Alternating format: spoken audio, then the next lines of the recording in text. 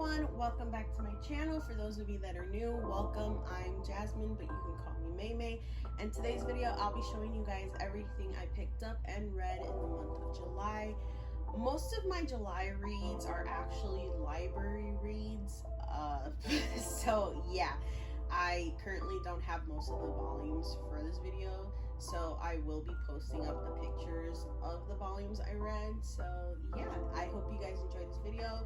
Don't forget to like, comment, subscribe, and push the bell notification button so that you can be notified when I upload next. And without further ado, let's get started.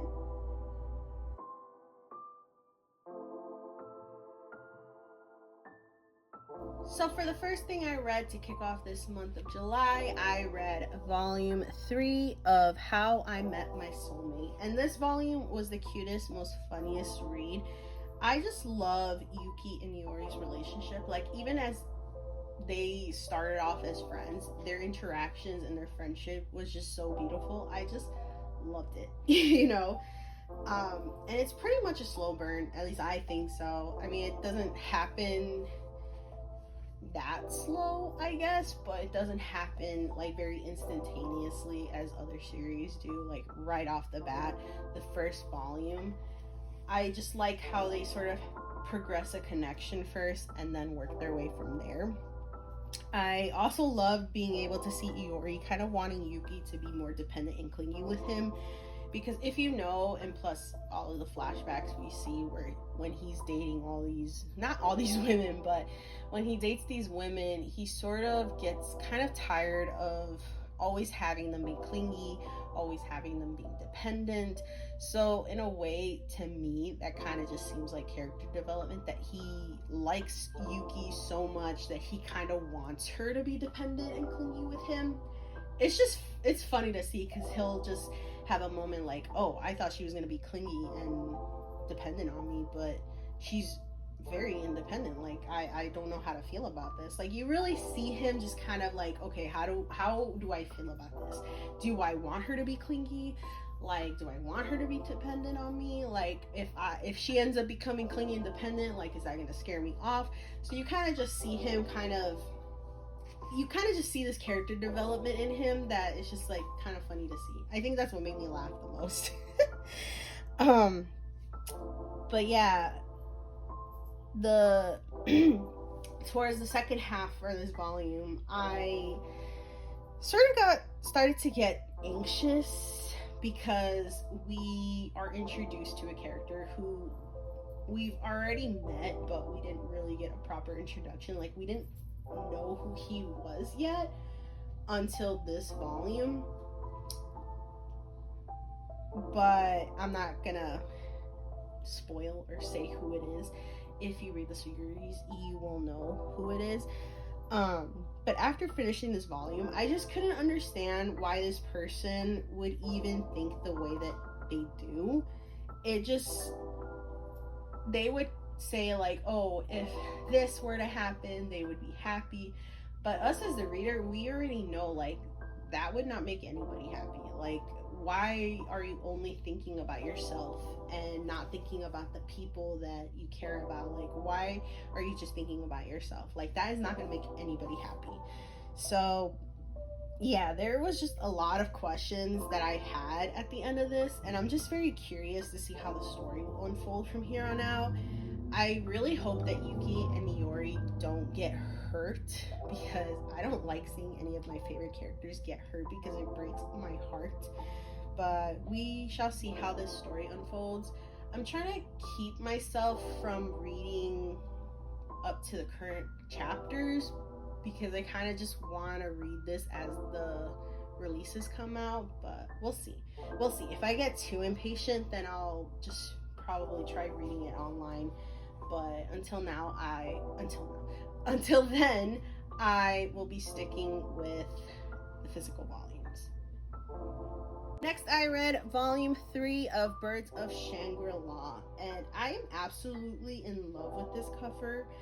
Fee looks amazing. I just love how it gives the illusion that the sun is shining on Fee when it's all the art, no editing, no lighting. At least I don't think so. Let me know if I'm wrong though. but I just really love the art for the series.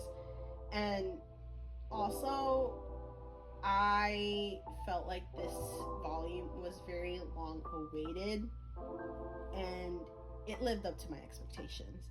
Plus, I love how thick it is. When I saw everybody posting about like the thickness of it on TikTok, on Instagram, on YouTube, like I was seeing it literally everywhere, and I was like, wow, it's really thick. Like compared to volumes 1 and 2, it's the thickest one of them all so far.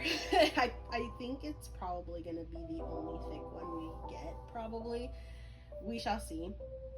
I mentioned in my previous manga haul reads and video, at least I think I mentioned it. You know, my memory is just, it's not doing its job, guys. It's not doing its job right now. I know I did mention it on Instagram recently well, as of filming this, it's been a while already.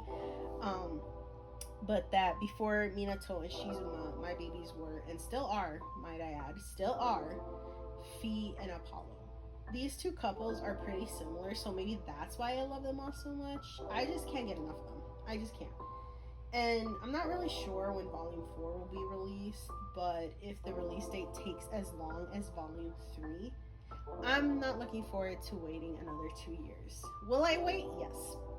Am I looking forward to it? No.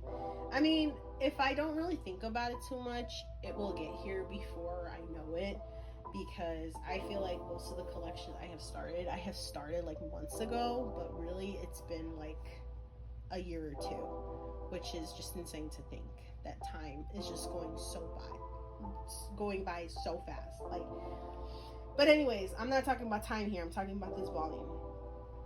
But why do I get the feeling that something bad is going to happen? Like, we got a happy ending, at least I think so.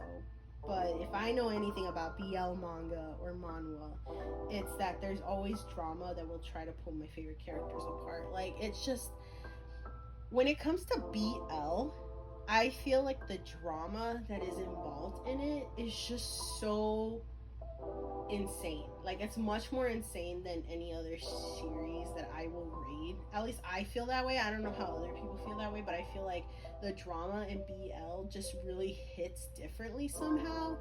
Let me know down below if you agree with me on that. But yeah, sometimes the most anxiety I get is from reading BL, because it's like, I just want all these characters, or at least my favorite ones, to be happy and not deal with any heartbreak. Like, but yeah, looking forward to the next volume for whenever it comes out. Hopefully it's soon, probably not, but yeah, moving on. The next thing I read, which was a library read, but literally after reading the first volume, I kind of got hooked and immediately went to Barnes & Noble to get all of the current released volumes, and that series is Gachiakuta Volume 1, 2, and 3. I felt like this was a very entertaining and fast-paced read. I've only read Volume 1, so I don't really know what happens in 2 and 3, so I will get to that when I get to it. I'll probably reread it again in August, just to kind of piece it all together, you know, but I felt like this was a very entertaining and fast-paced read. It provided such an amazing introduction to the story and was very informative on all of the world building. So basically, due to being wrongly accused for a crime, as you see a lot in manga, our main character, Rudo, who is right here on the first cover, he is dropped into what is called the pit. And down there, he is introduced to a much crueler world than what he was used to up in the surface. I think that's what they called it, the surface. We're also introduced to trash beasts who are brought to life by something called anima. We are also introduced to the term givers, who are also called the cleaners, which is basically the group of people who are able to destroy trash beasts with this power called anima. The first volume was so amazing, and the art is so good. I am obsessed with the character designs. I went into this series completely blind, the only reason this series ended up on my radar was because Atsushi Okobu, who happens to be one of my all-time favorite mangakas, who has also done Fire Force and Soul Eater, he said that he highly recommends this series. I think I read somewhere that Okubo Sensei has named Kei Urana, who is the mangaka for this series, and Gachiakuta, the successor to his legacy. And if I'm being honest, if the art and story doesn't already tell you anything, I feel like it's already living up to that legacy. I would say that if you are a fan of either Fire Force or Soul Eater, I would recommend checking out Gachiakuta. I will definitely, as of now, I will definitely be having this series in my collection. And yeah, plus keep an eye out on the anime because it'll be coming out soon, which I'm super excited about. And also another reason why I wanted to get into the series beforehand, so that I could kind of know what's going on. I don't know, I kind of like when anime is announced and it's based on a manga series, I just want to know what the series is about first through the manga and then get into the anime. Sometimes vice versa. But yeah, super excited for that. Keep an eye out on the anime. Keep an eye out on the series. Just try it out, especially if you're a fan of Soul Eater and Fire Force. Definitely do. I feel like the art is very similar to it too. I love it. And I'm gonna be moving on because if I keep talking about it, it's gonna be practically the entire video. For my next read, it was another library read, and I read BL Metamorphosis volumes 1 through 5.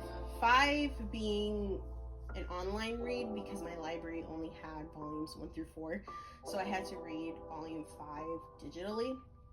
But this series was cute and relaxing. The friendship that you develop with another person who enjoys the same things you do is so beautiful, and this series really depicted that. It doesn't matter how old you are. You love what you love, and that's okay.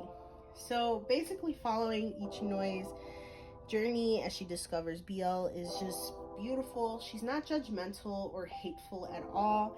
In fact, she gets rather excited when she starts to talk or even think about it. I feel like she would be the most amazing reading buddy. I'm just a little sad that it's only a 5-volume series, as it would be nice to see more of Ichinoi-san and Urara, but it's good that it ends there, as it probably would have gotten too repetitive. Plus, considering how old Ichinoi-san is, I'd hate for it to end in a heartbreaking and sad way. If you know, you know. I just don't want to see that. You know, I'd rather just keep it as a happy read. I just don't think my heart can handle that. Also, can I just add that it was awesome and pretty fun to see Urara and Ichinoi-san run a doujinshi stand at Winter Comiket. Like, it looks pretty fun, and I can't wait to go to a convention one day. Next, I read The Fragrant Flower Blooms with Dignity. And I've been keeping up with the series digitally since it was first announced for physical releases. So it'll basically be a reread for me. All of the physical volumes will be rereads for me. All I can say and will say is that it's such a beautiful series. It really has its emotional moments where I was in tears, literally. Like, the tears would just come out and I'm just like, why am I crying? Like, oh my god, like, I'm crying now. Like, I do not want to be crying right now, but for me, it forced the tears out, as any other series does too. I'm not saying that it's a super sad series. If anything, it's a wholesome and chill read.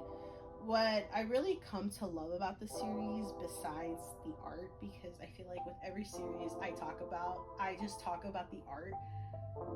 Yeah, the art is just amazing, okay? I'm just gonna say that. What I've come to love about the series is that it doesn't just revolve around just Rintaro or Kaoruko, which is these two characters right here, it really finds a way to revolve around all of the characters. So you get to follow their relationship and their friendship and the relationships that they have with their friends and family. But if I were to say what really hooked me onto the story, it would have to be Rintaro's mom. When I first read it straight through digitally, I was kind of not starting to get bored of it, but I was kind of just thinking like, oh, like, is this just gonna be about these two characters? And slowly, it started to progress in a way where we were seeing a lot of depth in all of the characters, in all of their friends. Slowly but surely, not all right away, but we kind of just see the struggles that they are going through as well. And that's what I really like of, like, don't get me wrong, I love to see a series about two people falling in love and it being all about them, but at the same time, I kind of like to be able to see more of the characters that they are interacting with and kind of seeing their story too, because sometimes their stories turn out to be a lot more impactful and kind of like I could relate to them more than the main characters. But yeah, what really hooked me, like, I'm going besides the point, what really hooked me was Rintaro's mom, and just kind of seeing how she goes through the story, how much she loves Rintaro, how much she cares about him. And it really made me think, like, I would be that type of mom, you know, just doing what I can and being there for my kid and making sure that my kid knows that I'm there, even though, you know, I can't be with them all the time, that I'm just there, you know. And you really see that with his mom. And I'm just gonna say, when she cries, it breaks my heart, because she really wants to do so much for Rintaro. And, you know, eventually he gets in a really good place, but there's a moment in time where he's really going through it, and his mom just wants to save him from that, but she knows that she could only do so much for him, you know. And it breaks my heart. It just breaks my heart, and I just love her so much. Whenever I see her, I'm just like, I love her. She's amazing. But yeah, she's truly amazing. That's all I'm gonna say, because I want to avoid spoilers. It's just such a beautiful read, and I look forward to collecting this series physically. For my next read, it was another library read, which was Bungo Stray Dogs volumes 1 to 3. And I was super hyped when I saw these 3 volumes on the shelf at my library. I ended up picking up a bunch of series that time around. It was just a lot. It was just crazy how much manga I found. Some I will be mentioning in this video, some I will not. Only because I just could not get past 3 pages. So yeah, I will not be mentioning those series at all. But yeah, I just picked up a bunch of series from the library that I was interested in trying out. And it was nice to see a bunch of my favorite characters again with this series for Bungo Stray Dogs. It just feels like it's been a minute since I watched the most recent season. I think it's been a while already. And yeah, I miss all those characters. But yeah, it's been a few months. Picking up these 3 from the library has me wanting to add the entire series to my collection. I'm not sure yet, but for now I'll probably just stick with the anime. But it was really nice to be able to hold the manga in my hands, because I've only ever seen it like on the shelves at Barnes & Noble. So it was really nice to be able to actually hold the series in my hands. But yeah, I do want to eventually add this to my collection. It's just there's so many volumes to catch up on. I know it's not as long as One Piece. Probably some people are going to be saying that. It's not as long as One Piece, but it's still, like, it's 20 plus volumes, and that's a lot, you guys. That's a lot. So maybe here and there I'll be picking up the volumes and then reading them. But yeah, eventually I do want to have this in my collection. The next read was actually my last library read for this month, and it was Dinosaur Sanctuary Volume 1. I was expecting the series to be very cutesy, and it does have its fair share of cute moments. What really surprised me was its serious and emotional. It had its serious and emotional moments. That's what surprised me. I thought it was just gonna be all cutesy because when you look at the cover, it looks all cutesy and colorful, and you wouldn't even think like, oh yeah, there's some drama behind all of it. But you get to see all of the emotional and serious moments in this. Well, in this first volume, because they only had the first volume, so I only read it. But I feel like if you love the Jurassic Park movie franchise, then this series is for you. But I must say, it's completely different, as it's not a survival type series. At least it doesn't seem that way from the first volume. It just seems more like just fun, not like, oh, we need to survive this entire series. No, it's not. It doesn't have that type of serious tone. It has serious emotional tones, but not like serious where it's like, oh my god, we need to survive this world. Okay, we need to make it out alive. It's also very informative. It's really nice that the mangaka was working very closely with a university research consultant who investigates how an extinct animal looks, acts, and moves. More than just imagining, he first tries to gain evidence to really make his, as well as others' depictions, more convincing, to the point where it makes logical sense.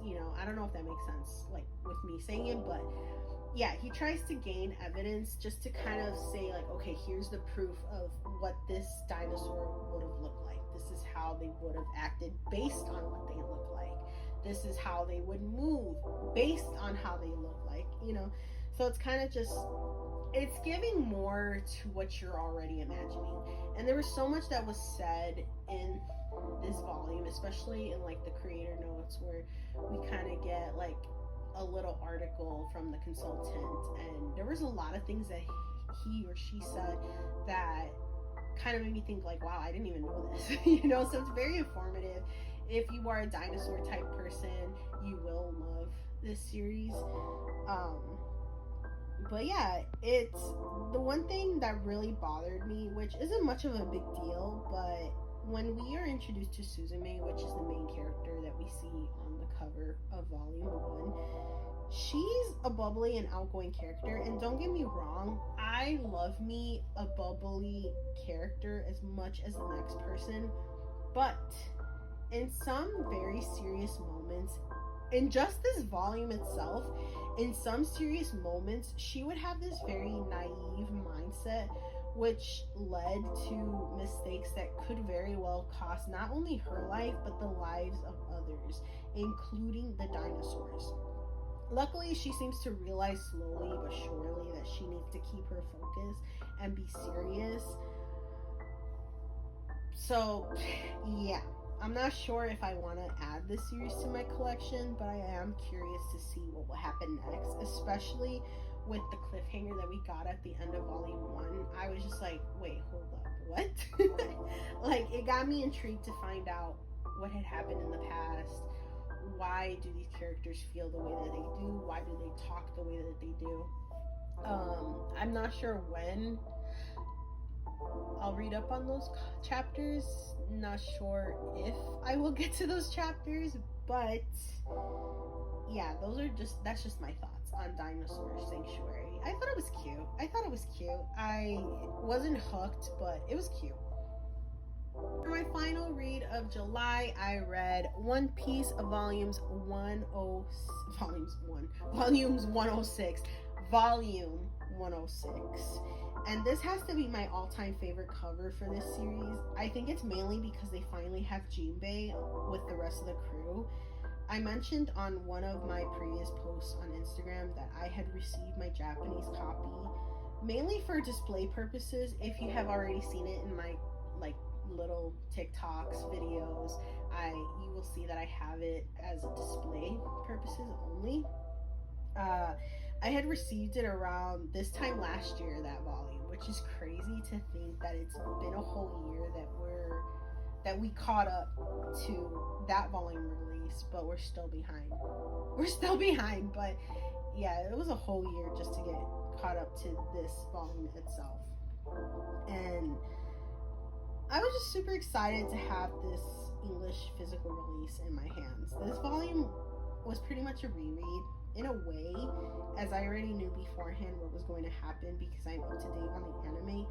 Things are a little different from the anime, but the overall story of it all, I already pretty much knew going into reading this. So it wasn't much of like, oh my god, like what a revelation, you know? But since I have terrible memory, as I've said so many times, when it comes to some things, not major events or details, but small little details that may go over my head, it's always nice to just have a refresher, whether it's from watching the anime or reading the manga. Like, I am just balancing it all out.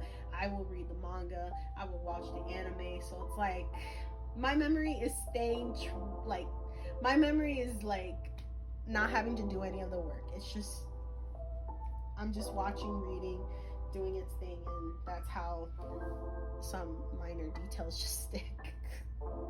It just sticks. So for the next set of series that I have, or that I got in this month, are actually volumes that I picked up this month. I have yet to read them. I'll be reading them in August. Well, as of posting this video, it's probably already August, but yeah, these are volumes that I will be mentioning in my reading log for August. So I got volumes 7 of Tsubaki-cho Lonely Planet, then volume 7 of In the Clear Moonlit Dusk, volume 6 of Insomniacs After School, volume 11 of Blue Lock, and volume 9 of Sign of Affection. That was basically everything I read and picked up in the month of July. If you guys stuck through all the way to the end of the video, thank you so much. I appreciate each and every one of you that takes the time to watch my videos. Don't forget to like, comment, subscribe, and push the bell notification button so that you can be notified when I upload next. And I will see you guys next time. Bye guys!